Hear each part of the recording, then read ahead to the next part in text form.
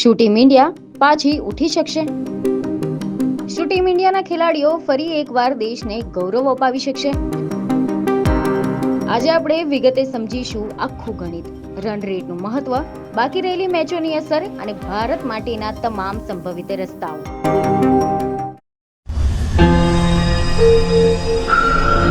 નમસ્કાર દર્શક મિત્રો, દિલોક સત્તા શોમાં આપનું સ્વાગત છે. જેમ આપણે સૌને ખબર જ છે કે ક્રિકેટ માત્ર એક રમત નથી, તે આપણી ભાવનાઓનો મહાસાગર છે. એ દેશના ગૌરવનો પ્રશ્ન છે, એ કરોડો દિલોની ધડકન છે. અને જ્યારે વાત આવે T20 વર્લ્ડ કપ જેવી મહારંગભૂમિની, ત્યારે દરેક બોલ ઇતિહાસ લખે છે અને દરેક રન સપનાઓને જીવંત રાખે છે. ક્રિકેટમાં ક્યારેક એક મેચ એ માત્ર એક પરિણામ નથી હોતી, તે સમગ્ર ટુર્નામેન્ટનું દિશા નિર્ધારણ બદલી નાખે છે. તે આત્મવિશ્વાસને હચમચાવી નાખે છે, એ ગણિતને ગૂંચવી દે છે અને લાખો ચાહકોના દિલમાં અનિશ્ચિતતાનું વાવાઝોડું ઊભું કરી દે છે. અને હાલ તો મીડિયામાંથી એવા અહેવાલ સામે આવી રહ્યા છે કે સુપર 8માં વેસ્ટ ઇન્ડિઝે ઝિમ્બાબ્વે સામે નોંધાવેલી 107 રનની જીત એક એવી ઘટના બની ગઈ છે, કારણ કે આ જીત એ માત્ર 2 અંક મેળવવાની બાબત ન હતી. આ જીતે ગ્રુપ 1ના પોઈન્ટ ટેબલનું સંતુલન તોડી નાખ્યું છે. આ જીતે નેટ રન રેટના તોલ પટ્ટાને વેસ્ટ ઇન્ડિઝ તરફ ભારે કરી નાખ્યું છે. અને આ જીતે ભારત માટે હવે સેમીફાઇનલ સુધીનો જે રસ્તો હતો તે સહેલો નહીં, પરંતુ અત્યંત કઠિન બનાવી નાખ્યો છે. જ્યારે વિશ્વ કપ એટલે કે વર્લ્ડ કપની શરૂઆતમાં ભારતને ટાઇટલના પ્રબળ દાવેદાર તરીકે જોવામાં આવતું હતું, ત્યારે હવે પરિસ્થિતિ એવી બની ગઈ છે કે ટીમ ઇન્ડિયાને પોતાની બાકી બંને મેચ જીતવા ઉપરાંત અન્ય ટીમોના પરિણામો પર પણ સતત નજર રાખવી પડશે. અને આ માત્ર રમતિયાળ દબાણ નથી, આ માનસિક દબાણ પણ છે. આ રાષ્ટ્રીય ગૌરવનો પ્રશ્ન છે. આ એ પરિસ્થિતિ છે કે જ્યાં દરેક બોલ, દરેક રન, દરેક ઓવર વર્લ્ડ કપના ભવિષ્યને નક્કી કરવાની છે. અને આ પરિસ્થિતિનું ગંભીર વિશ્લેષણ આપણે આજે કરવાના છે. તો દર્શક મિત્રો, આજના જે ખાસ વિશ્લેષણ છે, આપણે એમાં વાત કરવા જઈ રહ્યા છે એવી પરિસ્થિતિની કે જેનાથી આખું જ સુપર 8નું સમીકરણ હચમચી ગયું છે. વેસ્ટ ઇન્ડિઝે ઝિમ્બાબ્વેની સામે 107 રનની ભવ્ય અને તોફાની જીત મેળવી છે.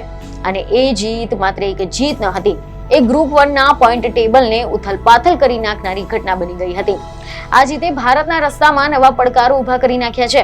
ભારત જે ગ્રુપ સ્ટેજમાં અપ્રતિમ દેખાતું હતું, તે આત્મવિશ્વાસથી છલકાતું હતું, તે હવે સેમીફાઇનલની દોડમાં પાછળ સરકતું દેખાઈ રહ્યું છે. કારણ કે દક્ષિણ આફ્રિકાની ટીમ કે જેને ભારતને હરાવીને મોટો સંદેશ આપ્યો, હવે તે બીજા સ્થાન પર છે, જ્યારે વેસ્ટ ઇન્ડિઝ ટોચ પર પહોંચી ગઈ છે અને ભારત હાલ ત્રીજા સ્થાને છે, 1 પોઈન્ટ વગરનું. આવી સ્થિતિમાં સવાલ એ છે કે શું ટીમ ઇન્ડિયા પાછી ઉઠી શકશે? શું ટીમ ઇન્ડિયાના ખેલાડીઓ ફરી એકવાર દેશને ગૌરવ અપાઈ શકશે? આજે આપણે વિગતવાર આનું આખું ગણિત સમજીશું. રન રેટનું મહત્વ, બાકી રહેલા મેચોની અસર અને ભારત માટે આ તમામ સંભવિત રસ્તાઓ શું છે, જેમાં સૌ પ્રથમ આપણે વાત કરીશું સુપર 8નું તાજેતરના ચિત્ર વિશે. તો મીડિયા અહેવાલ અનુસાર ગઈકાલે રમાયેલી 44મી મેચમાં વેસ્ટ ઇન્ડિઝે ઝિમ્બાબ્વે સામે ટોસ જીતીને પહેલા બેટિંગ કરી લીધી હતી, જેમાં વેસ્ટ ઇન્ડિઝના બેટ્સમેનોએ શરૂઆતથી જ આક્રમક રમત દેખાડી હતી. પાવર પ્લેમાં જ રનનો વરસાદ શરૂ થઈ ગયો હતો. મધ્યમ ઓવરમાં સ્પિનરોને નિશાન બનાવવામાં આવ્યા અને ડેથ ઓવરમાં તો બોલરો પર દયા જ ન રાખવામાં આવી. 20 ઓવરમાં 256 રન. T20 ફોર્મેટમાં આ સ્કોર માત્ર મોટો નથી, આ એક નિવેદન પણ છે.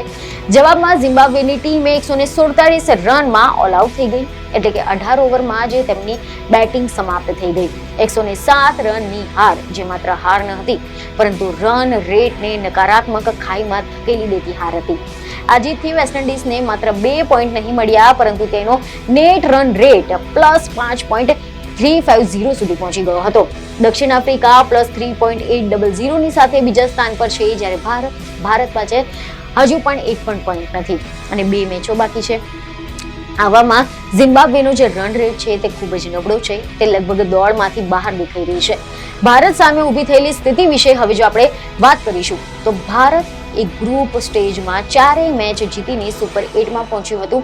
આત્મવિશ્વાસ શિખરે હતો, પરંતુ સુપર 8માં દક્ષિણ આફ્રિકાની સામે જે 76 રનની હાર હતી, જે T20 વર્લ્ડ કપ ઇતિહાસમાં ભારતની સૌથી મોટી હાર કહેવાઈ રહી છે, એ ટીમને ઝાટકો આપી ગઈ હતી. એવા અહેવાલ છે કે 188 રનના લક્ષ્યનો પીછો કરતા ભારત 111 રનમાં ઓલ આઉટ થઈ ગઈ હતી. પરંતુ આ માત્ર હાર ન હતી, એ ટીમની કમજોરીઓને ઉજાગર કરતી હાર હતી. ટોપ ઓર્ડરમાં પતન, મધ્યમ ક્રમની નિષ્ફળતા અને દબાણમાં તૂટી પડતી બેટિંગ, આ બધું જ સામે આવી ગયું. અને હવે ભારત માટે ગણિત શું કહે છે? તો મીડિયા અહેવાલ અનુસાર નિષ્ણાંતોના મતે સૌથી પહેલા તો ભારતે પોતાના બાકી જે બંને મેચ છે તેને જીતવી પડશે. અને જીત પણ સામાન્ય નહીં, પરંતુ સારા રન રેટની સાથે.